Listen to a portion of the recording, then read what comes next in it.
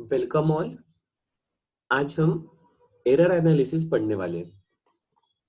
हमने शुरुआत के क्लास में देखा था कि हमारी जो फिजिकल क्वांटिटीज होती है उन फिजिकल क्वांटिटीज को तीन चीजें होती है। क्या क्या? So physical quantities are associated with numerical values, जिसको हम मैग्नीट्यूड कहते हैं। देन यूनिट होते हैं and then there are directions. ठीक है। सो देखो, हमने यूनिट का एनालिसिस मतलब डायमेंशन एनालिसिस किया है। डायरेक्शन का एनालिसिस हम वेक्टर में पढ़ने वाले हैं। ठीक है। सो अब जो पार्ट हम बात करने वाले हैं, इट इज अबाउट मैग्नीट्यूड का एनालिसिस, जिसे हम मेनली एरर एनालिसिस करके जानने वाले हैं। देखो क्या होता है, जैसे पहले क्लास में हमने देखा था कि सभी प्रकार की हमारी एक्टिविटीज ये सब मेजरमेंट के साथ एसोसिएटेड है। बट जब आप मेजरमेंट करते हो, सो एक्चुअली हम क्या करते हैं? जैसे फॉर एग्जाम्पल मुझे स्प्रिंग बैलेंस में वेट मेजर करता है। सो मैं कहता हूं कि स्प्रिंग का कितना इलोंगेशन होता है, और उसको मैंने कैलिब्रेट किया रहता है वेट के टर्मिनोलॉजी में। सही है। मुझे लेंथ मेजर करनी है। सो मैं क्या करूंगा, एक टेप लूंगा और उसे कंपेयर करूंगा जिस ऑब्जेक्ट की, जिस पर्सन की लेंथ मेजर करनी है उसके हाइट के साथ। So this measurement are always related to some kind of comparison. हमारा डिवाइस रहेगा, उसमें हम इस प्रकार से हमारे चीज की कंपैरिजन करेंगे। कभी डायरेक्ट कंपैरिजन हो सकती है, फॉर एग्जांपल लेंथ मेजर करने के केस में। कभी इनडायरेक्ट कंपैरिजन हो सकती है, जैसे स्प्रिंग बैलेंस में। अब देखो, इन सभी कंपैरिजन में, इन सब सभी मेजरमेंट में कुछ ना कुछ अनसर्टेनिटी रहेंगी। जैसे आपने वेइंग बैलेंस देखा है। आप खुद का वजन अगर दो अलग अलग हॉस्पिटल में करते हो तो शायद से अलग अलग आ सकता है। ठीक है। जैसे हमारी हाइट घर पर मेजर करते हैं तो कभी थोड़ी सी अलग आती है, स्कूल में मेजर करते हैं, कॉलेज में मेजर करती है तो कुछ अलग आती है, और उधर जब मेडिकल एग्जाम के वक्त हाइट मेजर करते हैं तो वो थोड़ी सी अलग होती है। सो थोड़ा सा this variation is very minute. ये किसके कारण हो सकता है? तो these are all experimental errors. ठीक है। तो हमारे मेजरमेंट में इस प्रकार की अनसर्टेनिटी होना, इसे कहा जाता है एरर। हमारे मेजरमेंट में इस प्रकार की अनसर्टेनिटी होना, हमेशा अनसर्टेनिटी बहुत ज्यादा होनी चाहिए क्या? बहुत छोटी रहेगी, but there is some kind of uncertainty. ठीक है। तो इसे कहा जाएगा एरर। एक्यूरेसी क्या है? तो एक्यूरेसी मतलब जैसे फॉर एग्जांपल ये कोई एक रॉड है। ठीक है। इस रॉड की कुछ एक्चुअल लेंथ है जिसे अपन एल मानते हैं, और अब बाय सम अदर इंस्ट्रूमेंट मैं इसे, इसकी लेंथ मेजर कर रहा हूं। जैसे मैंने स्केल से मेजर की लेंथ,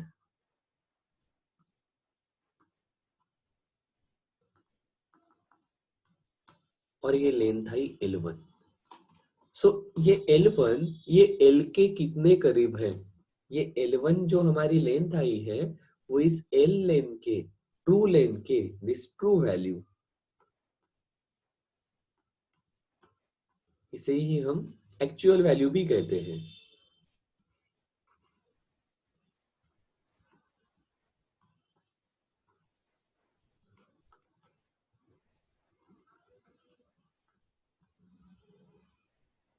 सो ये ट्रू वैल्यू के कितने करीब हमारा मेजरमेंट है। ठीक है। हमारा मेजरमेंट इस ट्रू वैल्यू के कितने करीब है इज कॉल्ड एज एक्यूरेसी। ये एग्जैक्टली ट्रू वैल्यू जैसा रहेगा तो आप कहोगे आपका रीडिंग बहुत एक्यूरेट है। अगर ये उसके बहुत करीब नहीं है तो आप उसे कहोगे लेस एक्यूरेट। ये केस आपने देखी है डार्ट वाली।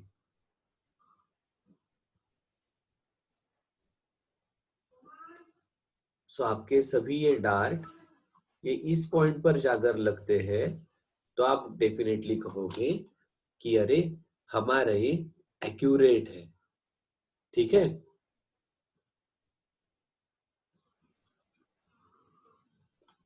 दूसरी जगह पर जाकर लगेंगे तो आप कहोगे दीज आर लेस एक्यूरेट। ठीक है। सो एक्यूरेसी मतलब ट्रू वैल्यू के आप कितने करीब हो। सही है। अब एक दूसरी चीज होती है which is called as precision. अब प्रिसीजन क्या है? तो प्रिसीजन होता है आपने कितना डिटेल मेजरमेंट किया है।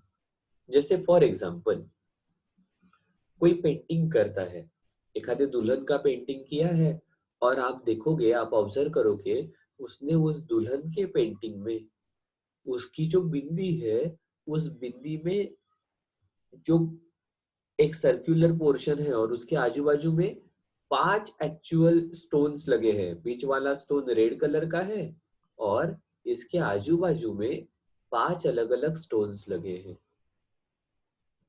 और ये पांचों अलग अलग कलर के हैं। उसने ये भी डिटेल, ये भी देखकर उसे उसी प्रकार से पेंट किया है। सो देखो, एक दुल्हन, उस दुल्हन की बिंदी, उस बिंदी में एक कोई इस प्रकार का एक डिजाइन, और इस डिजाइन में जो गहन स्टोन्स का कलर है वो भी उसने दिखाया है। या फॉर एग्जाम्पल उसकी मेहंदी, और उस मेहंदी में भी उसने उसके होने वाले पति का नाम अगर लिखा होगा तो वो भी इस पेंटर ने दिखाया है। सो पेंटर ने बहुत डिटेल में इन चीजें लिखी है। इसे कहा जाता है प्रिसीजन। वो ड्राइंग बहुत प्रिसाइज है। हमारे केस में क्या होगा? सो जैसे ये एल एक्चुअल लेंथ है, इसे अपन मान लेते हैं 1.65 सेंटीमीटर। हमारा ये रीडिंग आया L1। अब डिफरेंट डिफरेंट इंस्ट्रूमेंट से मेजर करेंगे। पहले इंस्ट्रूमेंट से मेजर किया तो ये आया 1.70। दूसरे से मेजर किया ये आया 1.65। तीसरे से मेजर किया ये आया 1.765। चौथे से मेजर किया ये रीडिंग आया 1.6592। पांचवे से मेजर किया ये आया 1.679। सो देखो, अब यहाँ पर आप देख रहे हो, ये हमारा चौथा रीडिंग है। यहाँ पर 1.6592 4 प्लेसेस तक मेजरमेंट किया है। सो L4 ये जो रीडिंग है it is more detail. So L4 को आप प्रिसाइज कहोगे। ठीक है। पर ये एग्जैक्टली ट्रू वैल्यू जैसा है क्या? नहीं, ये ट्रू वैल्यू से थोड़ा सा ज्यादा है। सो L4 is not accurate. Accurate कौन सा रहेगा? अगर मैंने L6 मेजरमेंट किया हुआ रहता और ये वैल्यू 1.6500 आती, तो तब मैं कहता कि मेरा ये जो L6 रीडिंग है ये एक्यूरेट है।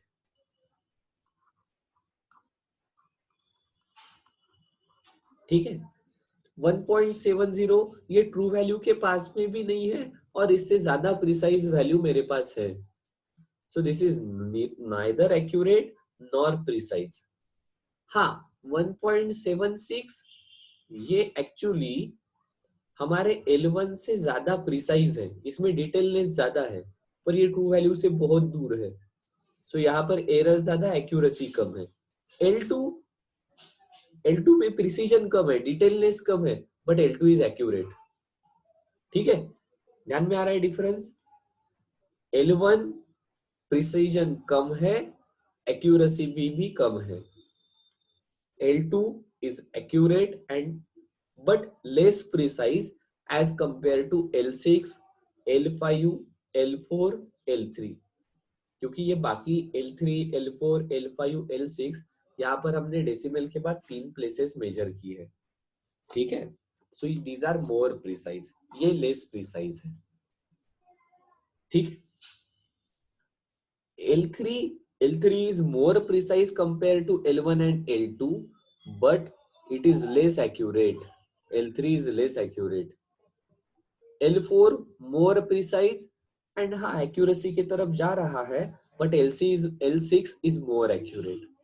So देखो accuracy आप ओरिजिनल वैल्यू के ट्रू वैल्यू के कितने पास में हो, प्रिसीजन डेसिमल के बाद कितने प्लेसेस है, आप कितने डिटेल में मेजर कर रहे हो, और ट्रू वैल्यू से हमारा मेजर्ड वैल्यू मतलब ये reading L1, L2, L3, L4, L5, L6 ये कितने दूर है, इज कॉल्ड एज एरर. इस प्रकार से हम एरर एनालिसिस करते हैं. ट्रू वैल्यू से कम ज्यादा एरर, ट्रू वैल्यू के कितने पास में इज एक्यूरेसी, कितने डिटेल में मेजर किया है इज प्रिसीजन. ठीक है. अब देखो ये जो एरर आते हैं ये किसके ऊपर डिपेंड रहते हैं. Quality of instrument. आपको पता है कि आपको अगर अच्छा रीडिंग चाहिए तो अच्छी क्वालिटी की चीज लेनी पड़ेगी. ठीक है. एक आधा इंस्ट्रूमेंट है कि जो उतना प्रिसाइज नहीं है, जैसे आजकल ये पल्स ऑक्सीमीटर आए हैं. कोरोना के कारण आपके ब्लड में ऑक्सीजन की सैचुरेशन लेवल कितनी है ये मेजर करने के इंस्ट्रूमेंट आए हैं. अब ये मेड इन चाइना वाली चीज 200 रुपए में भी मिलती है, मेड इन जर्मनी वाली या मेड इन इंडिया वाली अच्छी क्वालिटी की चीज 2000 तक आ जाती है. अब खासियत क्या है, आपको पता है कि इसकी गारंटी मुझे नहीं पता है, ये करेगा तो काम करेगा, नहीं तो ये काम भी नहीं करेगा. सो इस इंस्ट्रूमेंट में जो चीजें यूज हुई है, इसकी क्वालिटी, इसके बारे में मैं बहुत डाउटफुल हूँ. कभी सही रीडिंग दिखाएगा पर जल्दी ही खराब हो जाएगा. इसका ऐसा नहीं है, इसकी रिलायबिलिटी ज्यादा है, इसकी क्वालिटी अच्छी है. सो ये इसके बारे में आप गारंटी से बता सकते हो. ये शायद से रीडिंग देता होगा 92%, 93%. ये शायद से रीडिंग देता होगा 93.65%. Excuse me, 92.89%. तो ये ज्यादा एक्यूरेट रहेगा. ठीक है. फिर दूसरी कौन सी चीज है, so skill of person doing the experiment. जैसे आपने देखा होगा ब्लड प्रेशर मेजर करते हैं, सो डॉक्टर कितना स्किलफुल है इसके ऊपर वो रीडिंग सही आता है या नहीं ये डिपेंड करेगा. फॉर एग्जाम्पल हमारे केमिस्ट्री के लैब में हमें टाइट्रेशन करने होते हैं. अब टाइट्रेशन में इस प्रकार की टेस्ट ट्यूब हम यूज करेंगे, और ये टेस्ट ट्यूब पर इस प्रकार के मार्क होते हैं. अब सवाल आता है मार्क कौन सा ऑब्जर्व करना, ये इस प्रकार से लोअर मिनिस्कस ऑब्जर्व करना या ये अपर मिनिस्कस ऑब्जर्व करना. ठीक है. अब एखादे ने लोअर मिनिस्कस अपर मिनिस्कस की बात तो छोड़ दो, इसने ये टेस्ट ट्यूब भी तिरछी पकड़ ली, तो सही रीडिंग आएगा क्या, बिल्कुल नहीं. So this comes into the category of skill of the person doing the experiment. वो कितने केयरफुली कर रहा है, वो कितना स्किलफुल है. ठीक है. Then the method use for experiment. Experiment करने के लिए कौन सी मेथड यूज की. And then there is fourth, जिसके ऊपर एरर डिपेंड करते हैं, एक्सटर्नल और internal factors affecting the result of the experiment. जैसे फॉर एग्जांपल आपको पता है ओम्स लॉ में ये जो रेजिस्टेंस होता है, this resistance depends on temperature.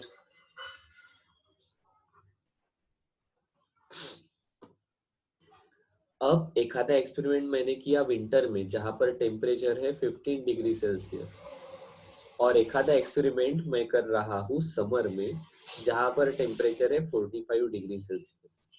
So obviously जो एक्सटर्नल टेम्परेचर रहेगा वही हमारे इंस्ट्रूमेंट का टेम्परेचर रहेगा. एज अ रिजल्ट जो रीडिंग आने वाला है वो रीडिंग अलग रहेगा. और इस प्रकार की चीजें दिस एक्सटर्नल और इंटरनल फैक्टर्स में अकाउंट होती है. ठीक है. सो ये हमारे एरर्स के पीछे के रीजन है. इंस्ट्रूमेंट की क्वालिटी, जो पर्सन एक्सपेरिमेंट कर रहा है उसका स्किल, वो कितना केयरफुली कर रहा है, उसे वो कितनी स्किलफुली चीजें हैंडल करता है, मेथड कौन सी यूज की है, एंड एक्सटर्नल और इंटरनल फैक्टर्स। ठीक है, अब देखो यही एक्सपेरिमेंट्स को, यही एरर्स को हमने दो कैटेगरीज में क्लासिफाई किया है। एक है सिस्टमैटिक, सिस्टमैटिक, और दूसरा है रैंडम। अब सिस्टमैटिक मतलब क्या?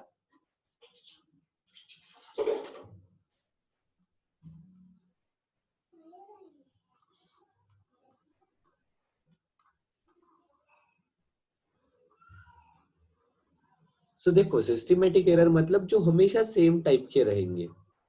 अब इसका एग्जांपल बड़ा आसान है, हमारे साथ ये बहुत बार हुआ है कि हमारी ये स्केल होती है,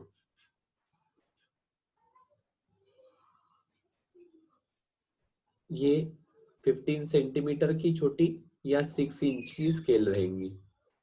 ठीक है, अब होता क्या है बहुत बार, ये शुरुआत का 0 से लेकर 1 तक वाला जो पोर्शन है वो टूट जाता है, और अब ये जो पीछे वाली स्केल रहती है ये एक्चुअली 0 से स्टार्ट होने के जगह ये 1 से स्टार्ट होगी और 15 तक जाएगी।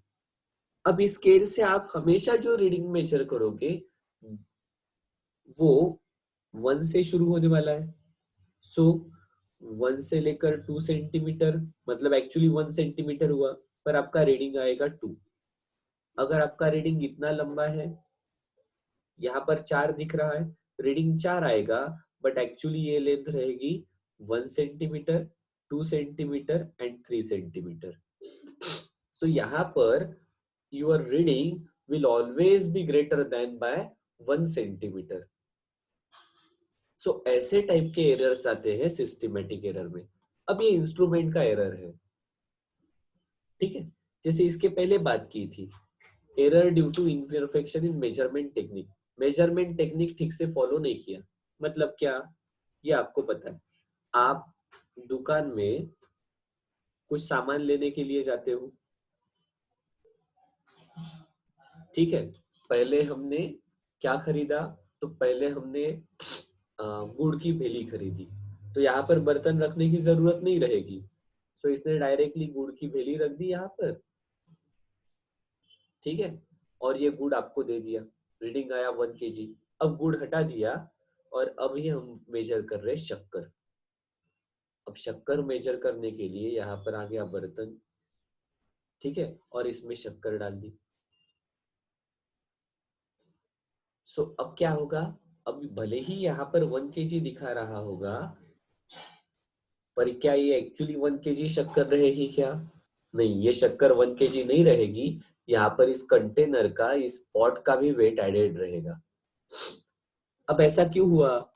तो आपने यहाँ पर बटन देखा होगा, टेयर करके एक बटन होता है, हमेशा यहाँ पर आपने कुछ रखा तो ये टेयर का स्विच दबाना होता है। मतलब क्या, ये जो कंडीशन है, बर्तन आ गया, अब मैंने टेयर करके 0 कर दिया, तो इसका मतलब इसके आगे का 1 kg मुझे मेजर करना है।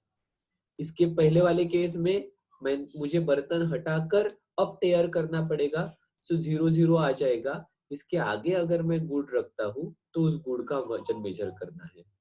इसके पहले था, यहाँ पर कंटेनर था, कंटेनर का वजन मुझे मेजर नहीं करना है, इसलिए इसे 0 कर दिया। अब कंटेनर के अंदर जो डालूंगा उसका वजन मुझे मेजर करना है। सो एक्सपेरिमेंट ठीक से करना पड़ेगा, अगर ऐसा नहीं करेंगे तो एरर इंड्यूस होंगे। देन पर्सनल एरर, जैसे हमने कहा था कि टेस्ट ट्यूब ही ठीक से नहीं पकड़ी, तो ये पर्सनल एरर आ जाएगा। ठीक है, बहुत अलग अलग टाइप के पर्सनल एरर हो सकते हैं। हम खुद जो गलतियां करते हैं, किसी के आंखों में प्रॉब्लम होगा तो रीडिंग अलग आने वाला है, एक बार लेफ्ट आंख बंद करके मेजर कर रहा है, दूसरी बार राइट आंख बंद करके मेजर कर रहा है, एरर अलग आएगा। Then there are random error. अब रैंडम एरर मतलब क्या, मैं एक्सपेरिमेंट कर रहा हूँ बट वोल्टेज सप्लाई ही फ्लक्चुएट हो गया। अब वोल्टेज सप्लाई फ्लक्चुएट हुआ तो मेरे एक्सपेरिमेंटल मेजरमेंट में जहां पर मैं इलेक्ट्रॉनिक डिवाइसेस यूज कर रहा हूँ वहां पर एरर्स आएंगे। हाँ सर, ये तो सही है। या जैसे मैं कोई वाइब्रेशन का एरर एक्सपेरिमेंट कर रहा हूँ और बाहर से ट्रक गया या बिजली कड़कड़ाई, तो ये वाइब्रेशन हमें महसूस होते हैं, इसके कारण जो एरर आते हैं वो रैंडम एरर होते हैं। ये अपने कंट्रोल में नहीं रहेंगे। टेम्परेचर, ह्यूमिडिटी, ये चीजें हमारे कंट्रोल में नहीं है, तो इसके कारण जो एरर आएंगे ये रैंडम एरर करके रहेंगे। ठीक है, बिल्कुल सही है।